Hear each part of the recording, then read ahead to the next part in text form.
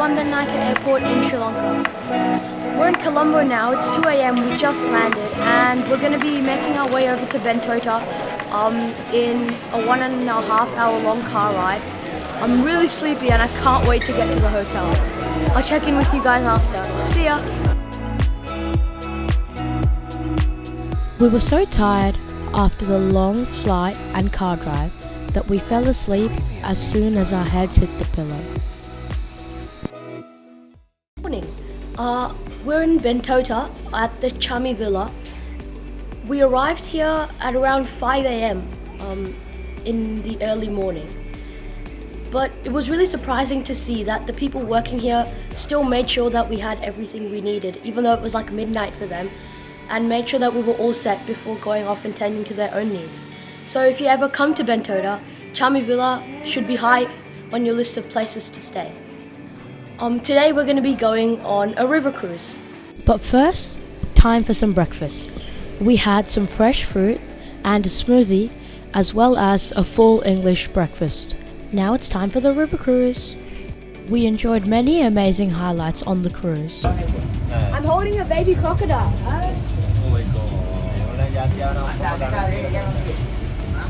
We went scouting about for some local wildlife. We found an Asian water monitor.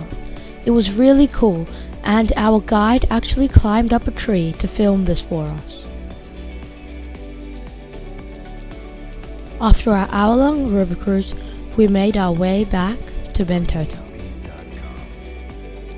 On our way to the next destination, we made a short stop at the aquarium.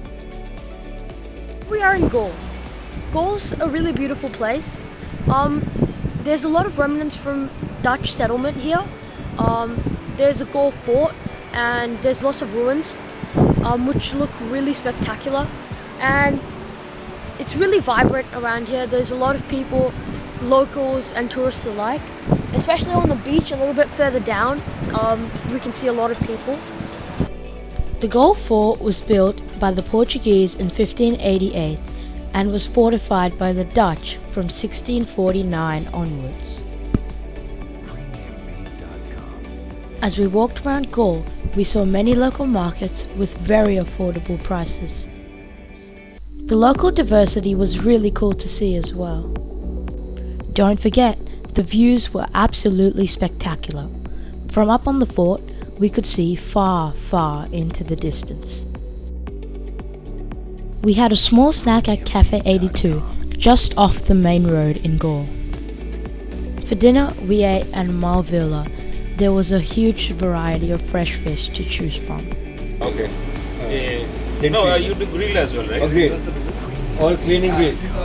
All cleaning grill, garlic lemon. All cleaning grill. We had the option to either eat at the beachside or to eat inside at the restaurant. The beachside was our choice. We ate a whole fish and also a crab. With both of these, there was a bit of extras, like we had salad and rice and bread. All in all, the meal was really filling with the beautiful views, and it was definitely worth the money. After a long day, we returned to Chami Villa and went straight to bed, ready for a long day tomorrow as well. After another full English breakfast with fresh fruits, we set out at around 8 o'clock towards Ella. On our way, we made a short stop at the Nuwara Falls. The falls is absolutely huge, and there's just so much water. There's a legend behind it, that Ravana, who was the king of Lanka, had kidnapped Princess Sita and hid her behind the caves of the waterfall. We kept going and then made another short stop at a sightseeing location. The natural beauty of Sri Lanka is absolutely amazing. After about 5.5 hours, we ate lunch at a traditional Sri Lankan restaurant in Ella. We then made our way to our hotel, Seven Heaven, and enjoyed the view. It was New Year's Eve, so we had dinner in one of the local restaurants. We really liked the culture in the main area. There were many shops for tourists and locals, and it was really crowded since it was New Year's Eve. We all enjoyed an amazing meal and couldn't wait for 2024.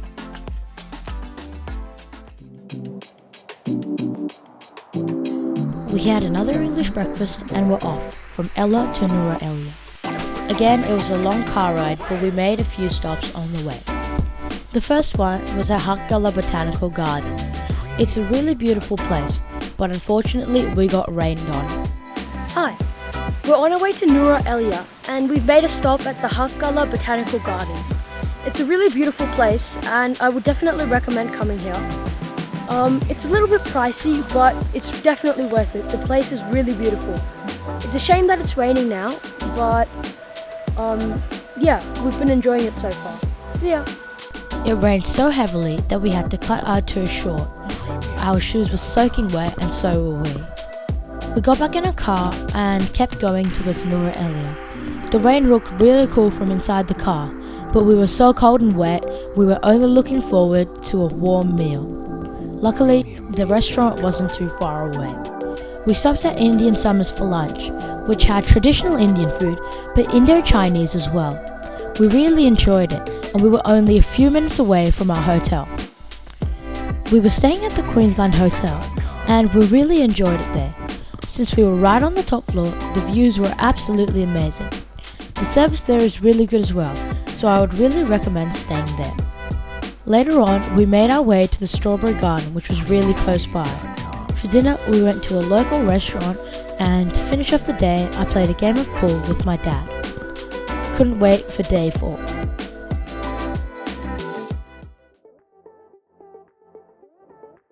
We were served an English breakfast at the hotel, with a fresh smoothie and some fruits. The first stop we made on our way to Kandy was at the Nuwara Tea Estate.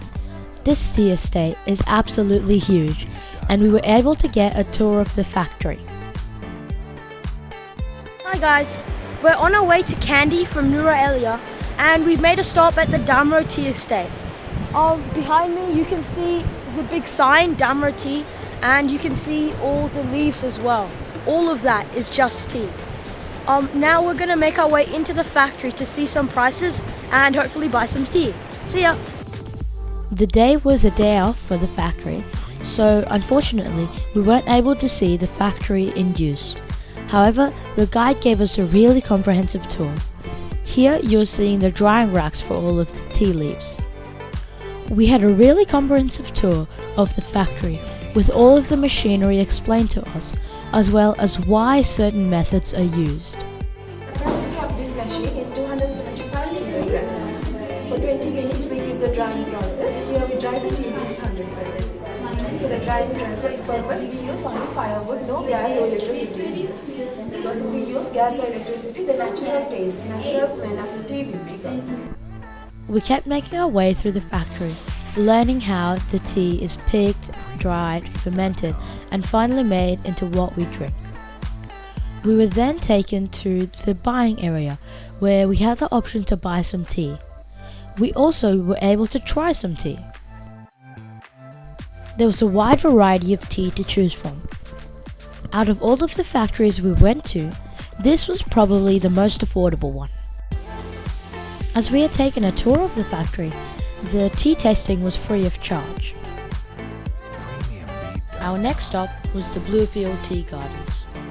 At the end of the process, every 3 hours mix the leaves by hand. Inspection in the process.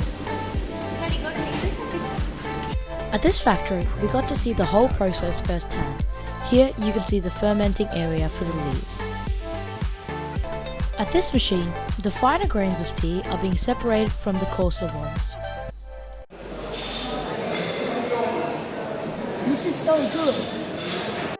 Here, the place to buy was a bit smaller and the prices were a bit higher. There was also a space to buy some food. Personally, we like the Nuwara Tea Estate better, but it's a good idea to visit both. We've taken a break in our tea tasting and we're now at Bentota waterfall. This isn't as big as the Ravana waterfall, but there's so much water. Just past the waterfall, there was the Bentota tunnel, which we're coming out of here. A bit further down, we took a stop at this sightseeing location. From here, we had a great view of the whole valley. At the next tea estate, we unfortunately weren't allowed a tour of the factory. However, we had a look at the prices, and it was considerably higher than the other tea estates. This was probably because we were getting closer and closer to the city, and there was also a smaller variety to choose from. For lunch, we went to a buffet, and there was some traditional Sri Lankan food. When we reached Kandy, we made our way over to the temple of the sacred tooth relic. The balcony you see here was used by the king to deliver speeches to the rest of the country. Inside the temple here, we can see some flower offerings to Buddha, and inside that chamber you see is where the tooth lies. This is a way of stay. Local people, we cannot enter from here. We have to use back way. Only monks can enter from here. They can go upstairs. Yeah, directly from here. And you can see picture of the king who constructed this temple in 1592. Picture on the left side. King Surya. Okay. During ceremony, 6:30 special square here. This is a drumming hall. Today, drumming hall.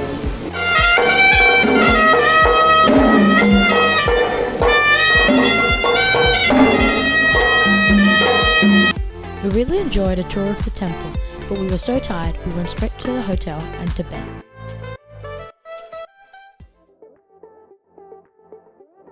We're going to Colombo from Kandy, and we've stopped at an elephant village. I just rode an elephant for the first time and I fed it as well. It was so cool. It was quite pricey for just a ride and feeding the elephant, but after riding the elephant, it was definitely worth it.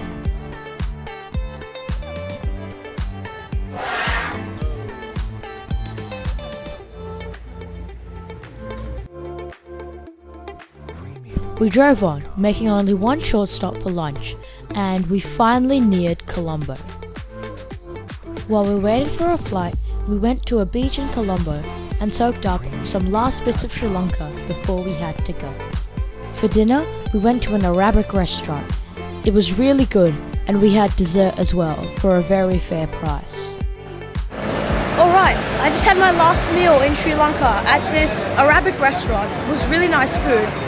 But it pains me to say that this 5-day Sri Lanka trip is coming to an end. It's been really fun, we've seen lots of things, had lots of experiences, and overall had a really good time. Now we're going to make our way back to Bandaranaike Airport and then to India. See ya! And just like that, our Sri Lanka trip comes to an end. Our 5 days in Sri Lanka were truly amazing. We made stronger connections, experienced a different culture, had heaps of fun in many new experiences, and all in all had an amazing time. This holiday has been one to remember, and there's one thing left to say. Thank you, Sri Lanka.